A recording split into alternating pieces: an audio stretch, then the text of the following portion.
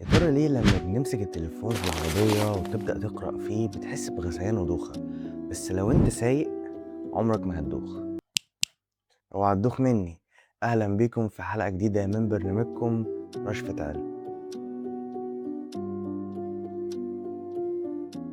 الموضوع ملوش علاقة بانك مركز في الموبايل، الموضوع ليه علاقة ان مخك حرفيا بيفكرك اتسممت. السر هنا في حالة بنسميها التضارب الحسي او السنسوري كونفليكت. طب معناها ايه؟ وانت باصص في شاشة التليفون عينك بتبعت اشارات لمخك تقوله ان انت ثابت ومش بتتحرك، بس في نفس الوقت الاذن الداخلية بتاعتك وتحديدا الفيستيبولار سيستم اللي هو نظام التوازن بيبعت اشارات لمخك لانه حاسس بالمطبات وحاسس انك ماشي بسرعة، وهنا المخ بيتجنن.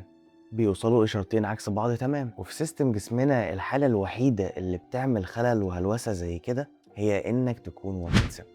فمخك علشان ينقذ جسمك من السم الوهمي ده بيروح بسرعة جدا يشغل مركز القيء أو الفومتنج سنتر علشان يطلع السم ده بره جسمك في أسرع وقت ممكن. تخيل كل ده علشان انت كنت ماسك التليفون بس وانت في العربية. طيب لو انت سايق، اما لو انت سايق فكده عينك بتبقى شايفة الطريق وودنك حاسة بالحركة، فما فيش اي تضارب بيحصل. وبس كده. ببساطة دي كانت عاشر رشفة في برنامجكم رشفة علم.